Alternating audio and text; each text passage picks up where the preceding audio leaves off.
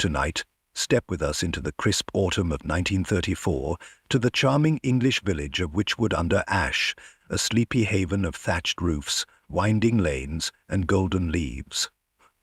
Here, Hercule Poirot, the famed Belgian detective, settles in, dreaming of a snug and tranquil holiday far from the bustle of city life. But serenity shatters when a mysterious illness grips the hamlet, forcing a sudden quarantine that seals Puarro inside its borders. When Dr. James Hargrove is found murdered with a knife in his throat, Poirot's retreat turns into a chilling mystery. Before we plunge into the mystery, tell us, where are you tuning in from? Share your corner of the world in the comments below, and let's weave our own tapestry of connection. Now, settle in as the fog thickens and the story unfolds. Chapter 1. A Village in Shadow. Wychwood-under-Ash, nestled in the English countryside, its thatched cottages and cobblestone lanes glowing in the autumn light of 1934. The village green, framed by fiery oaks, exuded rustic charm, yet an eerie stillness gripped the air. St. Mary's grey spire pierced the mist, and a brook murmured past shuttered shops, their half-timbered fronts timeless. Beneath the idyllic scene, unease simmered, marked by silence and wood smoke. Hercule Poirot arrived, his Morris 8 halting at the green's edge. He stepped out, shoes shining, moustache twitching, eyeing the quiet. Puarro had come to Wychwood-under-Ash, seeking respite. London's clamour had worn upon him after a particularly taxing case, and a friend, Captain Hastings no less, had sung the praises of this rural haven. A little paradise, Hastings had called it, extolling its peaceful lanes and unspoiled beauty. Poirot, ever fastidious, had envisioned a retreat of order and calm, a chance to restore his nerves amid the simplicity of the English countryside. Yet as he stood there, the fog curling about his ankles, he sensed that fate had other designs. His destination lay ahead. The Rose and Crown Inn, a sturdy building of dark beams and mullioned windows that presided over the village's western fringe. As he approached, the door swung open, and Mrs. Edith Fletcher, the inn's widowed mistress, greeted him with a smile that masked a flicker of unease. Her eyes, keen and searching, met his own. "Monsieur Poirot, I presume," she said, her voice warm but edged with strain. "Welcome to Wychwood-under-Ash. I trust the journey was kind." "Oui, madame," Poirot replied, bowing slightly. "The journey, it was satisfactory, though this fog, it adds a certain mystery to your charming village, n'est-ce pas?" Her smile wavered. "A mystery we'd gladly forgo, but come inside. You'll be wanting rest." She led him into the inn, where oak-panelled walls and a fire's glow banished the chill. As they climbed the stairs to his room, she ventured, "What brings you to our corner of the world, Monsieur Poirot?" "We're not accustomed to such distinguished guests." Poirot's eyes twinkled. "Madam, I seek only tranquility. The noise of London, it fatigues me. A friend, Captain Hastings, spoke of Wychwood as a place of peace, a refuge from the storm. And so, here I am." Mrs. Fletcher nodded, though her expression grew distant. "It was peaceful once. Now—" She left the thought unfinished, her gaze drifting to the mist beyond the window. Poirot's room was simple yet pristine, a state he approved with a nod. He unpacked with precision, arranging his possessions as though order itself might ward off the unease seeping through the village. From outside, a mournful waltz floated through the fog, its notes faint and haunting. Poirot paused, listening. The sound, so out of place, quickened his pulse. Later, in the parlour, Mrs. Fletcher served him a tisane. "Chamomile and mint," she said. "Good for the nerves." "Merci, madame," Poirot said, sipping delicately. "Now tell me, the village whispers of an illness. It troubles you greatly?" Her face shadowed. Aye, it does. Fever, chills, breathlessness. It struck several in mere days. Dr. Hargrove's made an infirmary of the village hall. Mr. Turner, husband to Emily Turner, is among the worst. A fine man, but he's fading fast. Poirot's gaze sharpened. This Dr. Hargrove, he is capable? Very, she said. But even he's at a loss. It's come on so quick. Their talk was cut short by Mr. Henry Wilkins, the storekeeper, who barged in with a scowl. Edith, he growled, it's chaos at the hall. Stock's low, trade stalled. If this sickness spreads, they'll quarantine us. Poirot interjected. Monsieur, you fear more than illness alone? Wilkins glared. Aye, quarantine's bad for business, bad for all. He stormed off, muttering. Mrs. Fletcher sighed. He's right to fret. We're on edge as it is. Dusk fell heavy, and Poirot retired to his room, the fog thick against the glass. The waltz played on, ghostly in the silence. Then came a shout. A villager burst in below, frantic. Mrs. Fletcher! Mr. Turner's worse. Dr. Hargrove says it's dire. Poirot straightened, his mind alight. The music ceased, swallowed by mist. Witchwood's charm had unravelled into dread, and Poirot knew his retreat was now a riddle to unravel. Chapter 2. The Quarantine's Grip. The first light of dawn had scarcely breached the fog when a tentative knock roused Hercule Poirot from his slumber. His rest had been fitful, disturbed by the distant strains of a gramophone waltz that had haunted the night. He rose with a fastidious air, smoothing his silk dressing-gown and adjusting his moustache before opening the door of his room at the Rose and Crown Inn. Mrs. Edith Fletcher stood in the threshold, her face ashen, her hands wringing a damp handkerchief. Monsieur Poirot, she said, her voice quivering, it's dreadful news. Mr. Turner passed away in the night. Poirot's green eyes narrowed, though his demeanour remained unruffled. Mon Dieu, that is most unfortunate.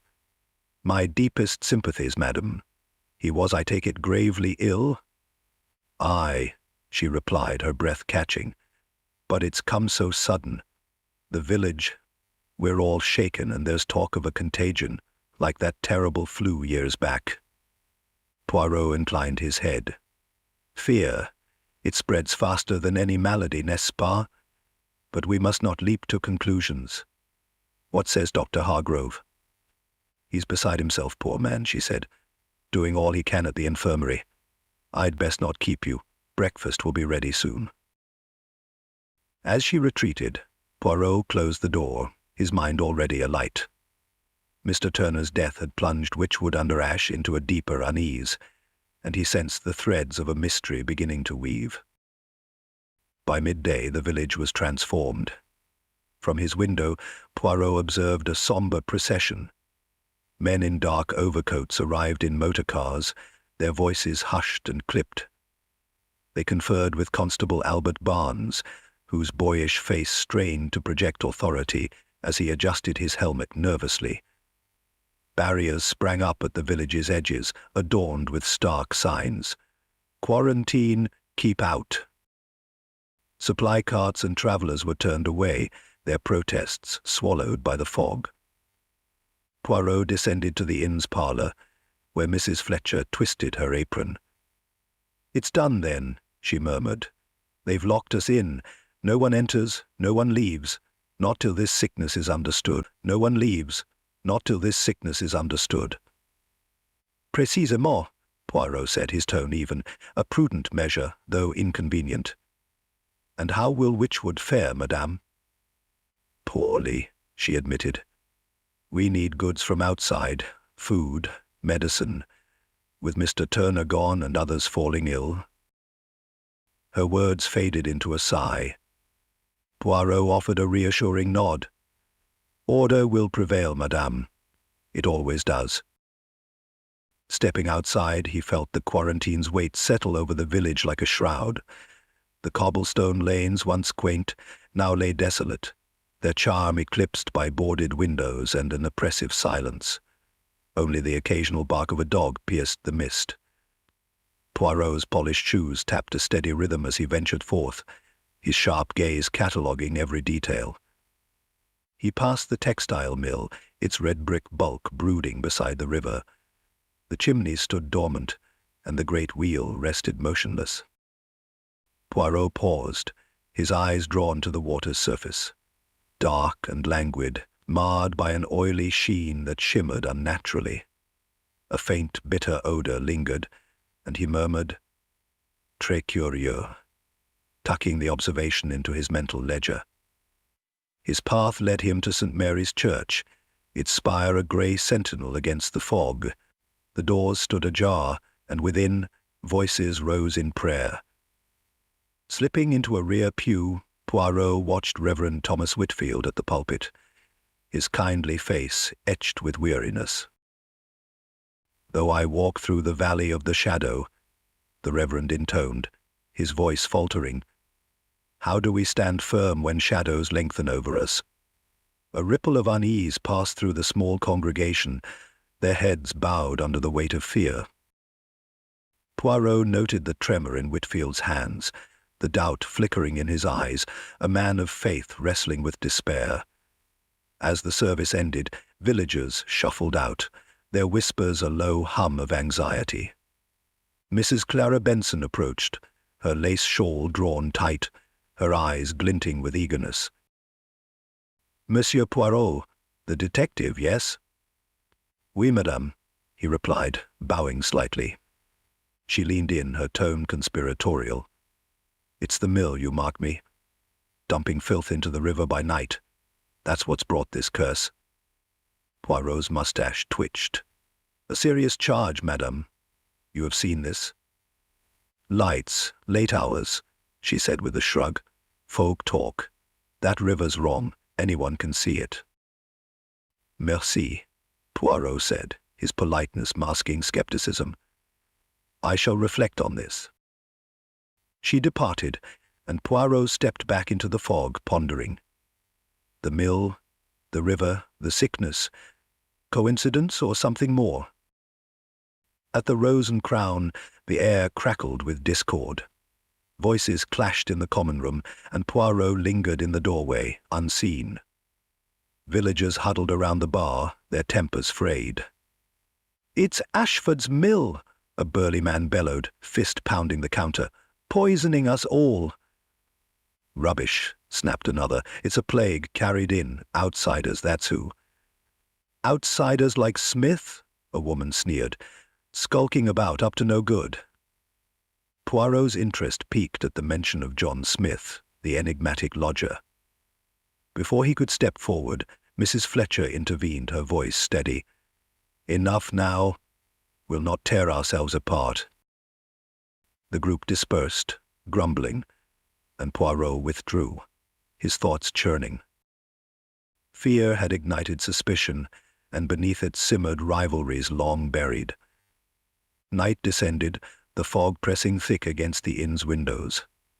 Poirot sat by the fire, a tisane warming his hands, the day's events swirling in his mind. He set his cup aside, resolve hardening. Tomorrow he would visit the infirmary. If answers lay hidden, they rested there, amid the sick and the steadfast Dr. Harrove. His moustache quivered with anticipation. The confinement, he sensed, veiled more than illness. It cloaked a deeper enigma, one Hercule Poirot was determined to unravel. Chapter 3. The Doctor's Dilemma. Hercule Poirot stepped into the village hall of Witchwood under Ash, now a makeshift infirmary, and paused, his sharp senses assaulted by the heavy scent of carbolic soap that hung in the air. The hall, once resonant with the laughter of village fêtes and the clinking of teacups, had been stripped of its former gaiety. Rows of iron beds lined the walls, their occupants coughing feebly, the sound a mournful counterpoint to the silence beyond the fog-shrouded windows. The atmosphere pressed down upon him, sombre and thick, with an unspoken dread that seemed to permeate the very beams of the ancient structure. Nurse Margaret Jenkins moved among the patients, with the brisk efficiency of a seasoned campaigner, her starched uniform rustling like the leaves outside. Her hands were steady as she adjusted a blanket or offered a sip of water, yet Poirot's keen eyes noted a tightness about her lips, a fleeting glance toward the doctor's annex that betrayed something beyond mere duty. She was a woman of competence, he mused, but perhaps not without her secrets. At the far end of the hall stood Dr. James Hargrove, his figure slightly stooped with the weight of sleepless nights, yet his voice retained a calm authority as he murmured to a patient. His coat was creased, his eyes shadowed, but there was a resilience in his bearing that spoke of a man determined to hold the line against an invisible foe. Puarro approached, his polished shoes clicking softly on the wooden floor. "Dr. Hargrove," he said, his tone formal yet tinged with a courteous warmth. "I am Hercule Poirot. I come not as a man of medicine, but one who seeks to understand. May I offer my assistance?" The doctor looked up, a flicker of recognition crossing his weary features. "Monsieur Poirot," he replied, his voice low but steady. "Your name is known even here. Any aid you might lend would be a boon. This illness, it defies me. Fever, chills, a struggle for breath, like the influenza, yet it yields to no remedy I know." Poirot nodded, his moustache quivering slightly as he absorbed the words. "Oui, docteur, a stubborn malady indeed. Have you a theory, perhaps, as to its cause?" Hargrove sighed, passing a hand across his brow. "I have wondered if it be contagion or something in the air, perhaps the water, but I lack proof. Each day they weaken, and I—" His voice faltered, and he turned his gaze to the rows of beds. Before Poirot could press further, Nurse Jenkins approached, her expression stern. "Doctor, Mrs. Carter's next dose. Shall it be the laudanum again?" Hargrove's jaw tightened.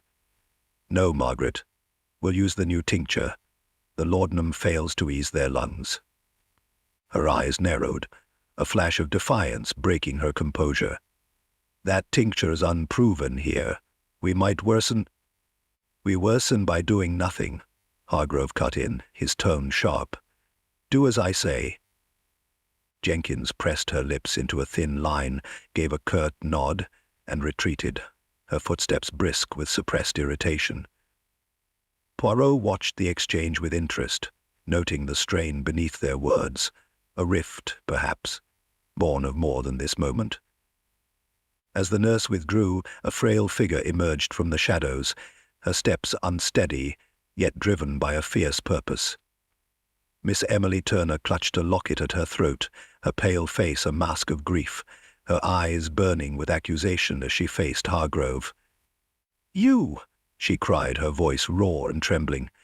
"You let him die. My husband, your treatments, your promises, all for naught. How dare you stand there as if you care?" Hargrove flinched, his composure cracking.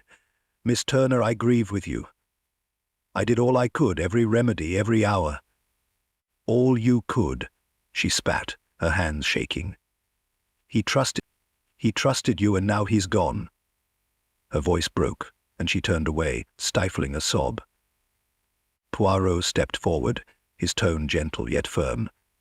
"Madame, your sorrow, it is a heavy burden, n'est-ce pas? But the doctor, he battles with what tools he has. Let us not judge too hastily." She turned to him, her tear-streaked face softening for an instant. "You don't know," she whispered. "He was my world." With that, she fled the hall, her locket glinting as she vanished into the gloom. Hargrove exhaled, his shoulders slumping. "She's right to mourn," he murmured, "but I swear I tried." "Courage, mon ami," Poirot said, resting a hand briefly on his arm. "Now, perhaps your office? I would see where you wage this war." The doctor led him to a small annex, a cramped space cluttered with medical volumes and papers strewn across a desk. Shelves bore vials labeled with dates and the word river, their contents catching Poirot's eye. The room was a study in disarray, at odds with Hargrove's precise manner, a sign perhaps of a mind stretched thin. "Intéressant," Poirot murmured, lifting a vial. "You examine the river, Doctor?" Hargrove nodded. "Yes. There's a strangeness to it, an odd sheen, a faint smell. I thought it might tie to the sickness, but I've not had time to pursue it." Poirot's gaze sharpened. A prudent thought. The river, it may whisper truths we have yet to hear. A low groan from the hall interrupted them, a patient's cry cutting through the air. Hargrove winced, his fatigue stark. Puarro, ever watchful, saw dedication in the man, but also a fraying edge. "I shall leave you to your duties, Doctor," Poirot said, "but I will return. There is much here to ponder." Hargrove managed a faint smile. "Any time, Monsieur Poirot. Perhaps your intellect can pierce what my science cannot." Poirot stepped back into the fog-laden street, the carbolic scent clinging to his coat. The patient's groan lingered in his ears, a haunting note against the silence. He pondered the vials, the clash between the nurse and the doctor, Miss Turner's anguished fury. In this quarantined village, secrets festered as surely as the illness, and Hercule Poirot resolved to lay them bare. Chapter 4. Death at Dawn. The scream tore through the stillness of dawn with the ferocity of a tempest, rending the fragile calm that had settled over Witchwood under ash. Hercule Poirot, roused from a light slumber at the Rose and Crown Inn, adjusted his dressing gown with a swift, precise motion, and hastened toward the village hall. His polished shoes clicked sharply against the frost-kissed cobblestones, their rhythm a counterpoint to the fog that lingered like a shroud over the sequestered village.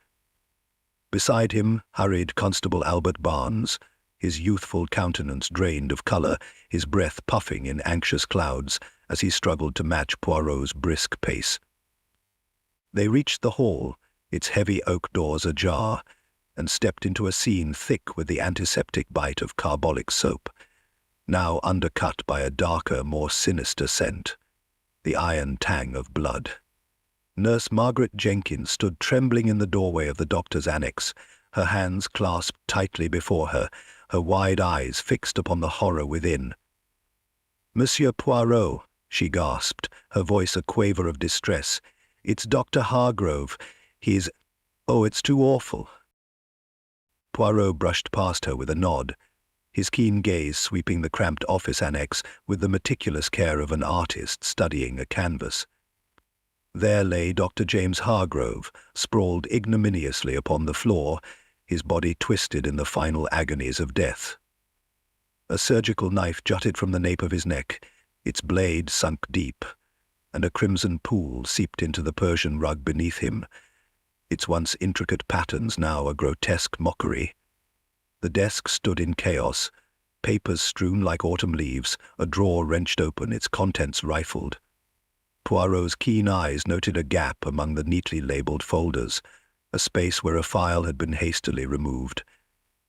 Nearby, a few loose pages bore the doctor's handwriting, scrawled notes on water samples and chemical analyses, but the comprehensive report, the damning evidence, was gone.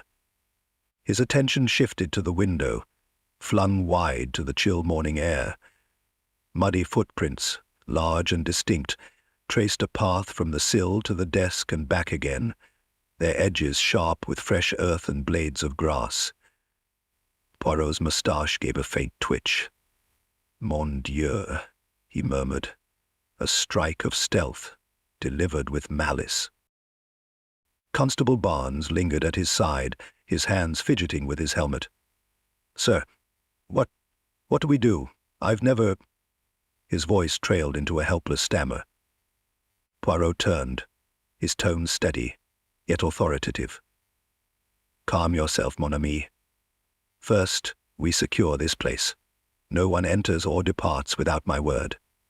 Then, we summon those who must answer for this deed." Barnes nodded, a flicker of relief softening his features as he hastened to obey. Puarro knelt beside the body, his movements deliberate, avoiding the blood's reach. The knife, he noted, was of surgical precision, likely pilfered from the infirmary itself. The wound, struck from behind, bespoke a killer unseen by his victim. Hargrove's face, frozen in shock, bore no hint of recognition. Rising, Poirot's gaze lingered on the desk, his mind piecing together the significance of the missing file. "Mon Dieu," he murmured, "the thief has taken more than a life. He has stolen the truth itself." He straightened as Nurse Jenkins edged closer, her composure fraying. "Mademoiselle," Poirot began, his voice gentle yet insistent, "you discovered him thus. Recount to me all you saw." She swallowed, her hands fluttering like trapped birds. "I came at dawn, as I do each morn, to check on him. The door was ajar, I pushed it open, and there he lay. I touched nothing, I swear. I only screamed and ran for help." Poirot inclined his head. "And last night, did you hear a sound, perhaps, or glimpse a figure?" Her brow creased, uncertainty clouding her gaze. I thought I heard footsteps late, near midnight outside, and perhaps a shadow by the window, but I was weary. I cannot swear to it." "Merci," Poirot said, his mind filing her words, footsteps, a shadow, fragments to ponder. As Poirot and Constable Barnes emerged from the annex, a crowd had gathered outside the building, drawn by the clamour of Nurse Jenkins' scream and whispers of tragedy rippling through the quarantined village. Villagers clustered in anxious groups, their murmurs a low hum of dread. Among them stood the suspects, their distinct reactions cutting through the collective unease. Mr. Reginald Ashford stood rigid at the edge of the crowd, arms crossed, his stern eyes fixed upon the annex door, a muscle pulsing in his jaw. His son, Timothy, paced nearby with restless energy, his fists clenching and unclenching as though itching for action. Miss Emily Turner clutched a handkerchief, her tearful gaze darting among the villagers with accusation, her breath hitching in quiet sobs. Nurse Jenkins lingered near the entrance, her nerves steadied by duty, though her eyes flitted uneasily. Mr. John Smith leaned against a nearby wall, his dark eyes watchful beneath his hat's brim, an air of cool detachment about him. Poirot cleared his throat, commanding their focus. "Mesdames et messieurs, a grave crime has struck this night. Dr. Hargrove is dead, murdered within these walls, and with him vital evidence has vanished. In this lockdown, the killer cannot flee. Thus, he stands among us. I, Hercule Poirot, shall uncover him. You will gather at the inn, where I shall speak with each in turn." A murmur rippled through them. Mr. Ashford's voice cut sharp. "Absurd.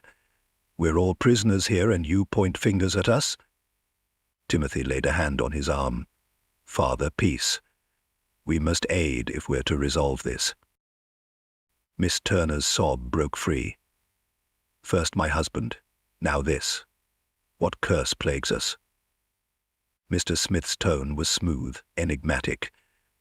"A tragedy, yes, yet not wholly surprising." Poirot's eyes lingered on him, but he held his counsel. To Barnes he said, "Guard this place well, mon ami. I shall return." As the villagers dispersed, their whispers a hum of fear, Poirot stepped into the fog-laden air, the mist curling about his feet. The quarantine had stretched Witchwood's nerves taut. Now murder had snapped them. Adjusting his hat, he sifted the clues, the missing file, the prints, the shadow. His little grey cells alight. The killer lurked near, and Hercule Poirot would not rest until the truth emerged from this shadowed night. Chapter 5. Suspicions Stirred. The parlour of the Rose and Crown Inn stood as a haven of order amid the turmoil that gripped Witchwood under ash. The fire in the hearth cast a steady glow across the oak-panelled walls, where chairs formed a neat semicircle. Hercule Poirot, his pinstriped suit pristine, set his Homburg hat upon the mantel and surveyed the room with eyes sharp as cut glass. In this village, where fear festered like a hidden wound, he would begin his methodical unravelling of Dr. Hargrove's murder. Mrs. Edith Fletcher lingered at the door, her keen gaze tempered by a hint of disquiet. "Shall I fetch them now, Monsieur Poirot?" she asked, her voice firm despite the morning's strain. "Oui, madame," Poirot replied, his tone polite yet resolute. "Monsieur Reginald Ashford first, if you please." She inclined her head and departed, leaving Poirot to study the fog pressing against the mullioned windows, a mute shroud over the village's secrets. The confinement had tightened since the doctor's death, amplifying the whispers of dread. The murderer, trapped within these bounds, must be found, and Poirot's little grey cells were already at work. Mr. Reginald Ashford entered, his bearing as rigid as the mill he ruled. His grey eyes met Poirot's with a glint of challenge as he took his seat. "Well, Monsieur Poirot," he said, his voice clipped, "what do you wish to discuss?" Poirot tilted his head. "Monsieur, the night of the murder, where were you?" "At home," Ashford replied, unwavering. "In my study, reviewing accounts. The quarantine has tangled my affairs." "Alone, oui?" Poirot pressed gently. Ashford's jaw tightened. "My butler, Jenkins, attended me. He brought tea at 9 and again at 11. "Bon," Poirot said, his tone smooth. "And Jenkins, he would say the same, no doubt?" "Of course," Ashford said, though his fingers twitched faintly. "He's reliable enough." Poirot's moustache curved. "Curieux. Tell me, monsieur, did Jenkins seem himself that night? Did he linger, perhaps, or falter in his step?" Ashford's brow creased. He may have paused, I suppose. He's old, his hands shake at times." "Précisément," Poirot murmured, his gaze piercing. "A pause can speak volumes. And from your study you heard nothing? No sound beyond your walls?" "Nothing," Ashford insisted, his tone hardening. "It was a still night." "Très bien," Poirot said, rising. "We shall speak again." Ashford left, his stride stiff, and Poirot noted the flicker of unease, a crack in the mill owner's armour. Timothy Ashford burst in next, his restless energy crackling like the fire. He paced before settling, his dark hair tousled, his fists clenched. "Make this quick," he snapped. "Monsieur Timothy," Poirot began, "you were at the pub that night?" "Yes," Timothy said curtly, "with the locals, drinking." "And you stayed late?" Poirot asked, his voice mild. "No, I left early," Timothy replied, his eyes darting to the hearth. "Had business to settle." "Ah, business," Poirot mused. "What manner of business calls a man from his ale so soon?" Timothy shifted. "Estate matters, nothing to do with this." "Peut-être," Poirot said, "but tell me, when did you leave?" 10, perhaps, Timothy muttered. "Walked the grounds after." Poirot's eyes gleamed. "The grounds are vast, oui? And yet no one saw you return until much later. What kept you?" "I needed air," Timothy shot back, his defiance flaring. "The quarantine, it's suffocating." "Suffocating indeed," Poirot said, dismissing him with a nod. The young man's agitation hung in the air, a thread to tug. Miss Emily Turner glided in, her black dress a shroud, her hands trembling around a locket.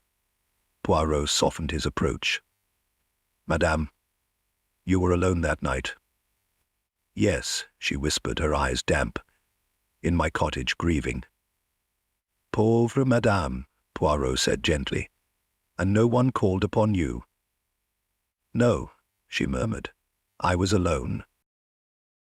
Poirot leaned forward. Yet a neighbour mentioned voices, 2 voices raised, from your cottage. Were you perhaps speaking to your grief?" Her breath hitched, her grip tightening. I may have cried out, alone. There was no one." "C'est étrange," Poirot said, his tone kind yet firm. The neighbor was certain. 2 distinct voices. "Are you sure, madame?" "Yes," she gasped, fleeing with a sob. Her distress was real, but Poirot sensed a veil over her words. Nurse Margaret Jenkins entered, her uniform starched, her thin face taut with fatigue. She sat stiffly, hands folded. "Mademoiselle," Poirot said, "you worked all night, tending patients?" "Yes," she replied, her voice clipped. "My log proves it, rounds every hour." "Magnifique," Poirot said. "And every hour was recorded, oui?" She faltered, her gaze dropping. There was one I missed. It was hectic. Patients failing, supplies short." "1 hour," Poirot repeated, his tone probing. "And during that time, what did you hear perhaps outside?" Her eyes flickered. "Footsteps, maybe. I couldn't be sure. I was rushed." "Merci," Poirot said, noting her strain as she left. Duty warred with something unspoken. Mr. John Smith strolled in last, his charm a gleaming mask, his dark eyes glinting beneath his hat. He reclined with ease. "Monsieur Smith," Poirot said, "you slept all night?" "Like a stone," Smith replied, grinning. "This old inn's noisy, though." "Oui," Poirot said. The maid heard footsteps, clear steps, on the stairs. Not just creaks, no? Smith's smile held. "She hears things. Old houses play tricks." "Tricks, perhaps," Poirot countered, "but she insists. Someone moved with purpose. Were you truly asleep?" "Dead to the world," Smith said lightly. "A lockdown wears a man out." "A Dr. Hargrove?" Puarro asked. "You knew him?" "Barely," Smith said, shrugging. "A shame, his death." "A shame indeed," Poirot said, waving him off. The man's ease felt too practiced. Later, Poirot called on Mrs. Clara Benson, finding her propped in bed, her eyes alight with tales. "Madame, you saw something that night?" "Aye," she said eagerly. "A figure, tall, cloaked, near the infirmary, skulking in the fog." "Mon Dieu," Poirot said. "And their face?" "Hidden," she replied, "but they moved sly, like a thief." "Merci," Poirot said, pondering her vivid account. "Fact or fancy?" At the infirmary, he studied the muddy footprints, large, nicked, fresh, and the rifled desk, missing its letter. The mill's shadow loomed larger, a motive taking shape. Rain drummed the inn's windows as Poirot stood within, the storm echoing the village's unrest.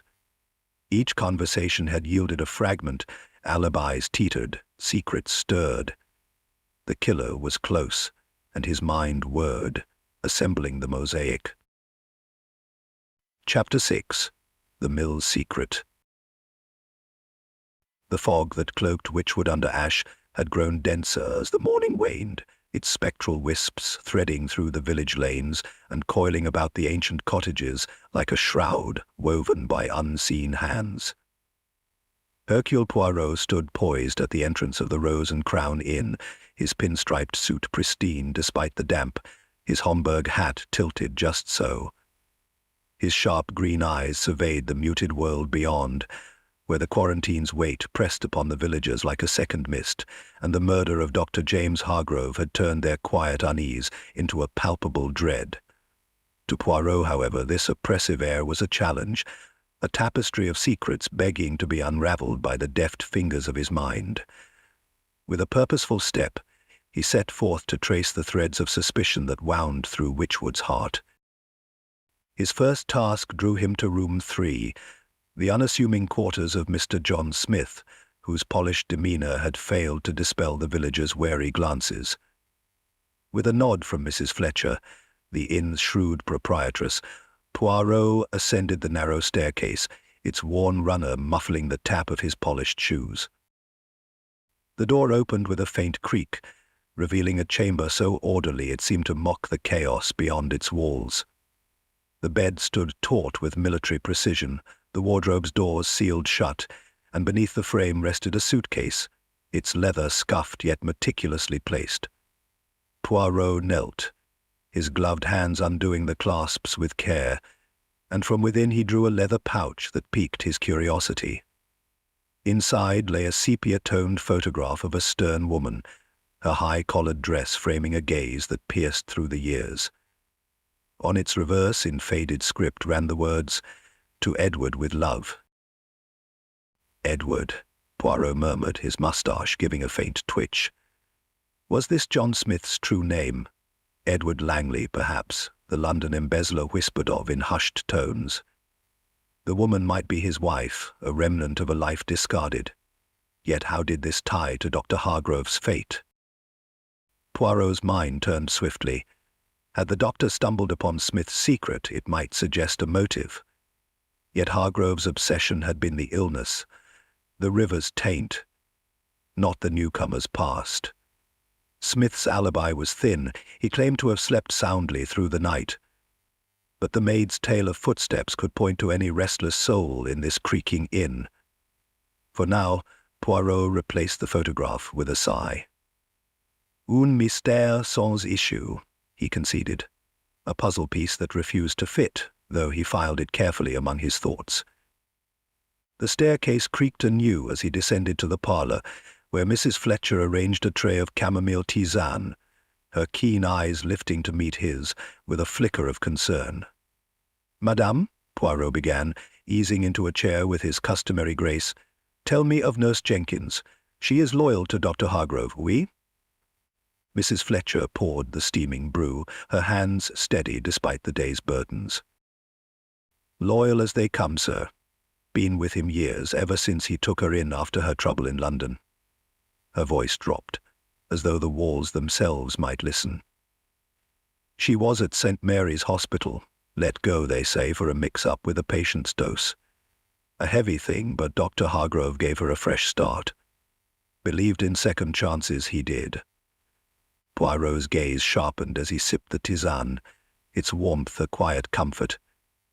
"And he knew of this trouble?"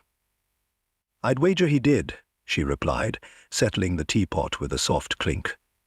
"Once told me everyone's got a right to mend their ways. Margaret, Nurse Jenkins. She's clung to him like a shadow ever since." "Interessant," Poirot mused, setting his cup aside. Hargrove's forgiveness seemed to bind her loyalty tighter, rendering her an unlikely suspect.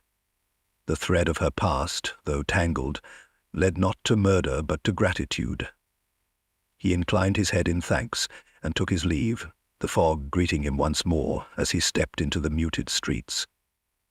The general store lay a short walk hence, its dim interior presided over by Mr. Henry Wilkins, whose gruff features bore the strain of the quarantine's toll. "Monsieur Wilkins," Poirot said, his tone measured yet probing, "you seem a man much troubled. Is it only this lockdown that darkens your brow?" Wilkins slammed a ledger shut, his snort cutting through the stillness. "That and the mill. Ashford's fouling the river, dumping waste under cover of night, thinking us fools. That's what's sickening us, mark my words." Poirot's eyes narrowed, a gleam of interest sparking within. "You have witnessed this, we?" "Lights at the mill after dark, queer smells on the breeze," Wilkins growled, his fists tightening. "No proof solid enough for a court, mind, but it's no mere chance." "Très curieux," Poirot said, storing the accusation like a card up his sleeve. The mill demanded his attention, and so he turned his steps toward the Ashford estate, where Mr. Reginald Ashford awaited in a study lined with stern portraits and ledgers, his impatience a palpable force. "Monsieur Ashford," Poirot began, his voice smooth as polished stone, "there are tales that your mill poisons the river by night. What say you to this?" Ashford's face darkened, his hands clenching atop the desk. Utter rot. Idle tongues, spinning lies. My mill runs clean as the day it was built. Yet the river, it gleams strangely, Poirot countered, his gaze unrelenting. And Dr. Harrove, he studied its waters. Did he not? A flicker crossed Ashford's eyes, a crack in his steely facade. The doctor was wrong-headed. No proof ties my mill to anything. Peut-être, Poirot said, his tone deceptively mild. But belief, monsieur, can stir a village to act. He withdrew, leaving Ashford's protests ringing hollow when a sudden clamour of voices erupted from the mill office beyond. Poirot paused, his ears attuned to the sharp exchange. "You're too timid, father," came Timothy Ashford's voice, fierce and unrestrained. "We must expand. Quarantine be damned. The future won't wait." "Foolish boy," Mr. Ashford shot back. "You'll drag us to ruin." Unseen in the fog, Poirot lingered, the young man's ambition a vivid stroke on the canvas of his suspicions. Timothy's boldness, strained by the seclusion, hinted at a ruthlessness worth watching. His path led next to the infirmary, where the muddy ground near the annex window yielded a prize. A scrap of dark cloth caught on a thorn bush. Poirot plucked it free, its coarse texture rough against his glove. "Un manteau, peut-être," he murmured, recalling Mrs. Benson's account of a cloaked figure. This fragment lent weight to her words, a silent echo of the footprints he had traced. As dusk settled over Witchwood, Poirot found himself by the river bank, the water's sluggish flow dark beneath an oily sheen that shimmered in the fading light. He crouched, filling a vial with the tainted liquid, its acrid scent a match for the samples in Hargrove's office. The illness clustered here, the doctor's notes pointed here, the mill's shadow fell here. "C'est clair," he whispered, rising as the fog swirled about him. Hargrove had unearthed the river's poison, his missing file a threat to the Ashford's legacy, a truth silenced by a killer's hand. The quarantine had cracked open the village's fears, and now, by this sullied stream, Poirot's suspicions crystallized. The sickness and the murder were entwined, and the culprit lurked close. "Mon Dieu," he said softly, his eyes fixed on the water's gleam. "The little grey cells, they weave the pattern true. Justice shall not sleep this night." Chapter 7. Poisoned Waters. The dusk settled heavily over Witchwood under Ash, its fading light swallowed by the fog that clung to the river bank, where Hercule Poirot stood, a small vial of tainted water cold against his gloved fingers. The river flowed dark and sluggish before him, its surface marred by an oily sheen that betrayed the poison within. The mill's silent crime. As the realization of its link to the village's illness and Dr. Hargrove's murder crystallized in his mind, Poirot felt the stir of certainty. Yet certainty alone was not enough. He needed evidence, something concrete to tie the threads together. He lingered by the river, the vial in hand, his sharp eyes tracing the mill's silhouette through the mist. The Ashford's legacy loomed there, stained by greed, and Poirot knew the infirmary held the key. With a murmured, "Oui, it is time to look again," he turned from the river bank, his polished shoes tapping steadily on the cobblestones as he moved through the fog-draped village. The village hall's annex emerged from the mist, and Puarro slipped inside, the scent of carbolic soap sharp in the air. He bypassed the iron beds of the sick and entered Hargrove's cramped office. The desk remained as he'd last seen it, papers scattered, vials labelled River in the doctor's precise hand. Poirot sifted through the loose pages he'd noted earlier, those scrawled notes on water samples and chemical analyses, which had seemed fragmentary at the time. Now, with the river's secret laid bare, he examined them with fresh purpose. His fingers paused on a sheet half buried beneath a medical journal, its ink smudged as if written in haste. Mill waste. Toxic levels detected. Not influenza, poisoning. The words stopped abruptly, a testament to Hargrove's interruption, likely by the murderer who had taken the full report. Yet here, in these overlooked scraps, lay the doctor's dawning suspicion. Poirot's pulse quickened as he gathered the pages, their disjointed notes forming a mosaic of truth. His thoughts turned to the footprints beneath the annex window, large, distinct, their edges crisp with river mud. He recalled Timothy Ashford's boots, broad and worn, glimpsed during their earlier encounter. A visit to Mrs. Clara Benson might sharpen the focus further. Her cottage stood nearby, its curtains fluttering as she answered his knock, her eyes bright with curiosity.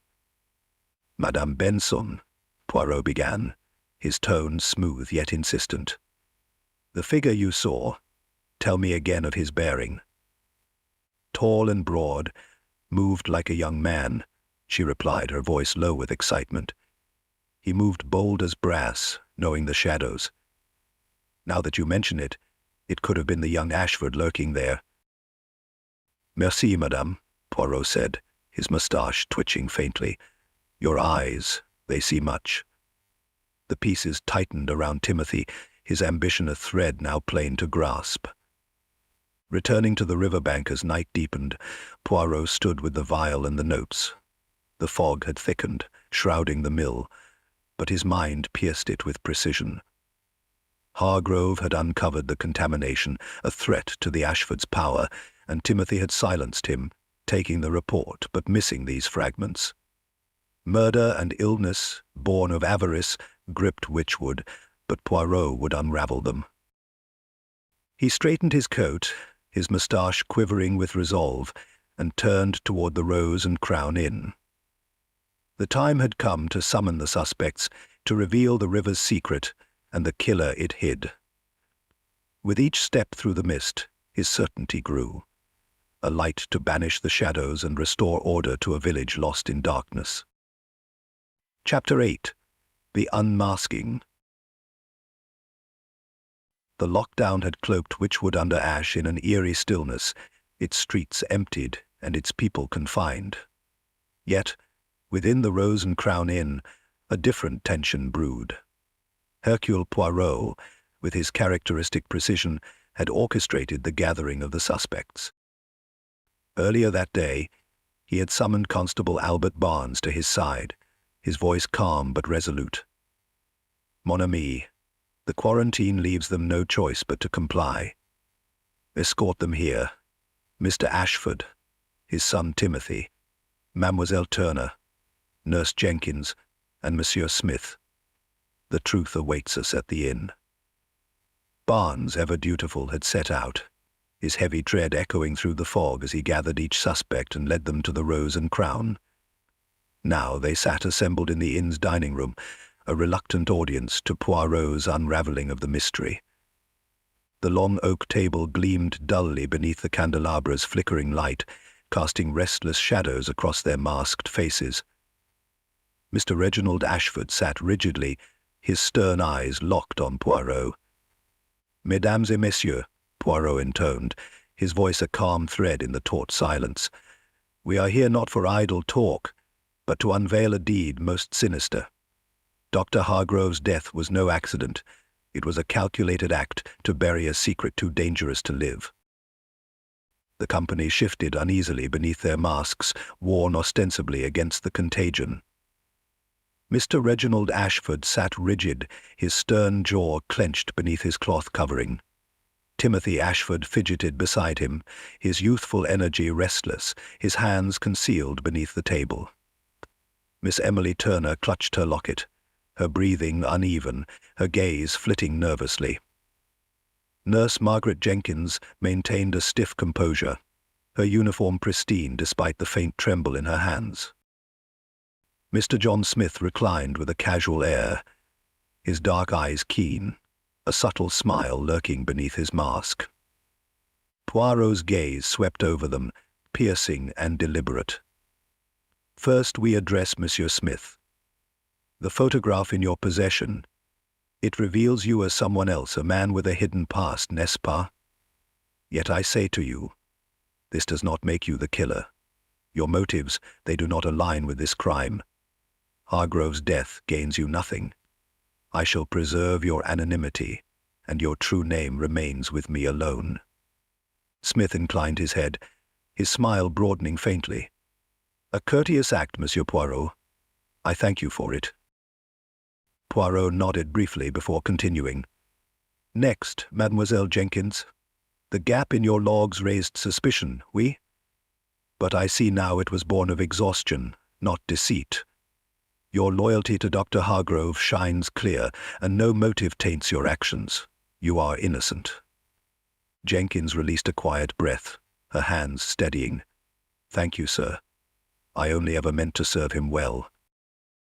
Poirot's tone sharpened as he pressed forward. Now, we turn to Mademoiselle Turner. The voices your neighbor heard, they betray a visitor, do they not? You confessed to me that Timothy Ashford came to you, seeking your aid against Hargrove. You refused him, and in that refusal, we glimpse his desperation. Emily's fingers tightened on her locket, her voice a whisper. He was frantic. I couldn't help him. Poirot's attention shifted, his eyes locking onto the Ashfords. And so we arrive at the heart of this darkness. The river, its waters poisoned not by plague, but by the mill's hand. Dr. Hargrove knew this, and his letter was a call for justice. He produced a vial of murky river water, holding it aloft. The mill's greed bled into these currents. Hargrove's discovery threatened ruin, and so he was silenced. Reginald Ashford's knuckles whitened on the table's edge. This is slander. You've no proof. Au contraire, Poirot countered, his gaze piercing. Hargrove's report and samples condemn you. And the footprints, they point to one among us. He turned to Timothy. Your boots, Monsieur Timothy, carry the riverbank's mark. Madame Benson saw you near the infirmary that night. Timothy scoffed. She's a nosy old bat. Poirot's tone grew relentless. The pub's witnesses saw you leave early. Hargrove's notes cite TA by the mill's sluice. The net tightens. Reginald surged to his feet. You'll not slander my son. But Poirot's eyes locked on Timothy. Hargrove's report threatened your legacy. You killed to bury it. Timothy's resolve crumbled, his voice a ragged whisper. It was all falling apart. The mill, our name. Hargrove would have destroyed us. The room seemed to still as Poirot's words settled. Greed, mon ami, it clouds the mind. But justice, it sees all. Constable Barnes approached, his face set with resolve. Timothy Ashford, you're under arrest. As Timothy was escorted away, the dining room's tension eased, the air lighter with his confession. Poirot accepted a tisane from Mrs. Fletcher, her hand steady now. A heavy truth, madame, but which wood will heal? She offered a small, grateful smile. You freed us, Monsieur Poirot. We're in your debt. He sipped, his moustache quirking faintly. C'est mon devoir, madame. The little grey cells, they bring order from chaos. Chapter 9. Shadows Lifted. The morning sun, a pale disk struggling to pierce the remnants of fog, cast a tentative glow over Witchwood under ash. The village, so recently entombed in silence and suspicion, stirred with the first whispers of renewal. Hercule Poirot stood at the window of his modest room at the Rose and Crown Inn, his sharp green eyes surveying the scene below. The cobblestone lanes, once desolate, now bore the faint imprints of life returning. Here, a child darted across the green. There, a shopkeeper swept his stoop with renewed vigor. The quarantine, that suffocating shroud, had lifted at last, banished by the light of truth. Puarro turned from the window, his movements precise as he folded his silk pajamas and placed them into his leather suitcase. The room, though simple, had served him well, its order a small comfort amid the chaos of the past days. A soft knock interrupted his task, and he called out, "Entrez!" The door creaked open, and Mrs. Edith Fletcher entered, bearing a tray with a steaming pot of tisane and a single porcelain cup. Her face, lined with the strain of recent events, softened into a smile as she set the tray upon the small table. "Your last cup before you depart, Monsieur Poirot," she said, her voice warm but tinged with a melancholy that spoke of farewells. "Merci, madame," Puarro replied, inclining his head. He accepted the cup, its warmth seeping into his fingers as he inhaled the fragrant steam. "It has been, mon Dieu, a most eventful stay." Mrs. Fletcher nodded, her hands smoothing her apron. "We're deeply grateful for all you've done, sir. The village, it's already feeling lighter, now that the truth is out. The infirmary's nearly empty, and the mill, well, it's under new scrutiny, I hear." Poirot sipped the tisane, savoring its delicate blend of herbs. "Oui, the human spirit, it is resilient, n'est-ce pas? Witchwood will mend, though the scars of greed may linger a while yet." They spoke briefly of the village's recovery, the patients freed from the grip of poison, regaining strength, the mill now pledged to reform under watchful eyes, Timothy Ashford awaiting trial for his crimes. Poirot listened, his moustache twitching faintly as he absorbed the details, his mind ever cataloguing, ever precise. "And what of you, Monsieur Poirot?" Mrs. Fletcher asked, her tone gentle. "Will you return to London directly?" "Oui, madame," he replied, setting his cup aside. "My holiday, it was not the rest I envisioned, but the little grey cells. They have had their exercise, and that perhaps is satisfaction enough." With his packing complete, Poirot donned his Homburg hat and overcoat, adjusting the brim with meticulous care. He descended the stairs, his polished shoes tapping a steady rhythm, and stepped into the inn's parlour, where the fire crackled softly, a final farewell. Mrs. Fletcher awaited him, her hands clasped before her. "Safe travels, sir, and thank you again."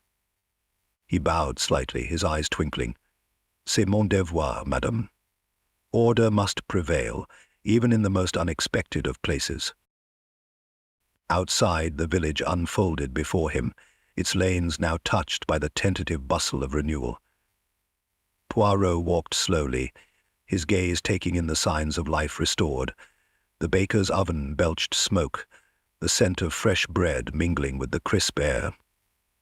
Children laughed as they chased a stray dog across the green. The mill's great wheel turned once more, its rhythm a promise of industry tempered by newfound caution. At the edge of the village, his hired Morris 8 awaited, its engine purring softly. Poirot paused, casting a final glance back at Witchwood under Ash. The fog had lifted, revealing the gentle hills beyond, their autumnal hues a tapestry of gold and crimson. "Mon Dieu," he murmured, his moustache quivering with a faint smile. "What a holiday this has been. Not the rest I sought, but c'est la vie. The unexpected, it sharpens the mind." He stepped into the car, the leather seat creaking beneath him. As the village faded into the distance, Poirot allowed himself a moment of reflection. The case had been a tangle of greed and desperation, but justice had prevailed, as it must. And though his nerves had found little repose, his intellect had thrived, his little grey cells triumphant once more. With a final nod to the receding spire of St. Mary's Church, Poirot turned his thoughts to London, where order awaited his return. The car sped on, carrying him away from Witchwood under Ash, its shadows lifted, its peace tentatively restored.